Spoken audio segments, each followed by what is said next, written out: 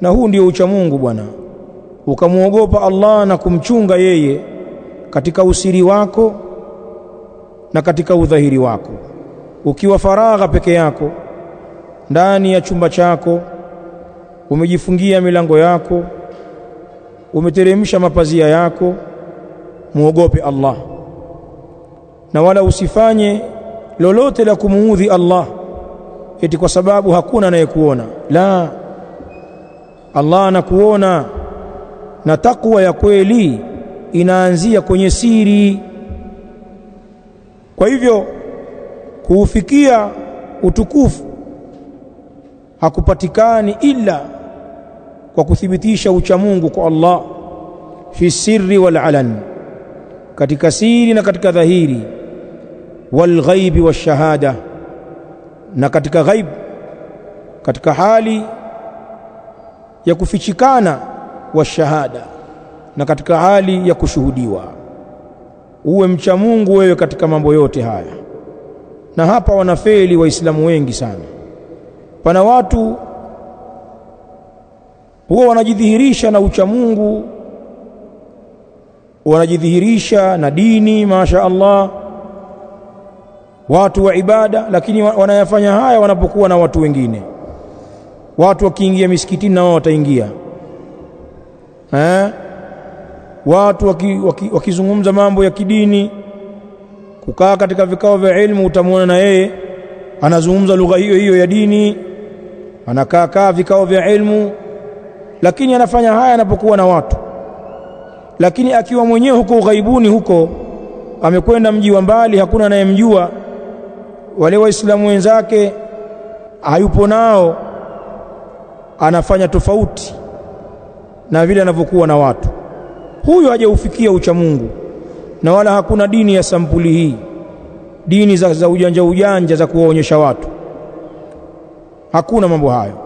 Dini ya kweli unakuwa nayo katika siri ya uvungu wa moyo wako, na unapokuwa faragha wewe mwenyewe, na katika udhahiri kwenye kadamnasi unapokuwa na watu. Msimamo wako, mwelekeo wako, ucha Mungu wako ni ule ule. Unapokuwa mbali na watu hawakuoni, na unapokuwa nao karibu wanakuona. Huu ndio ucha Mungu unaotakiwa. Maalasaf, tabia hii tumeikosa waislamu wengi sana.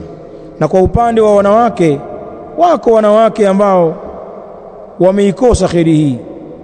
Mwanamke anajifanya ana dini, anapenda sunna, ni mtu wa ibada, ni mtu wa stara, lakini akiwa kwa mume tu ambaye mume wake ana msimamo huo, au akiwa na wenzake ambao wana misimamo hiyo, lakini akitoka tu pale kwa mume, au akawaacha wale wenzake hayuko nao tena, labda akaenda kwao au akasafiri kwenda mji mwingine, mambo yanayofanya huko ni tofauti kabisa na yale anayofanya nyumbani kwake. Wako wanawake wakifika makwao wanatupa stara, ile nikabu anavaa pale kwake tu, kuzugazuga muongo tu, lakini akiwa huko mbali, mwanamke dera bwana,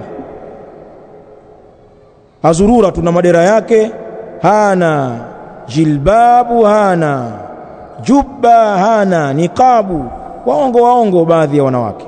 Hata kwenye ibada, kama ni swala utaswali naye ukiwepo, ataamka atajifanya maamuma mzuri mwenye khushuu, atafunga swala pembeni yako hapo. Haya, ngoje umuache nyumbani, hakuna swala, kwa sababu haupo, haswali. Wengine wanaamshwa alfajiri, ukitoka naye anarudi kulala. Sasa huyu hajaufikia ucha Mungu, maskini, hajielewi. Imraatun fajira fasika.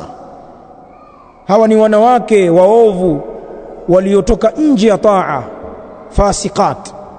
Lakini mcha Mungu wa kweli anajichunga na dini yake, anapokuwa mwenyewe, anapokuwa na watu, anapokuwa kwake, kwao, safarini, msimamo wake ni ule ule.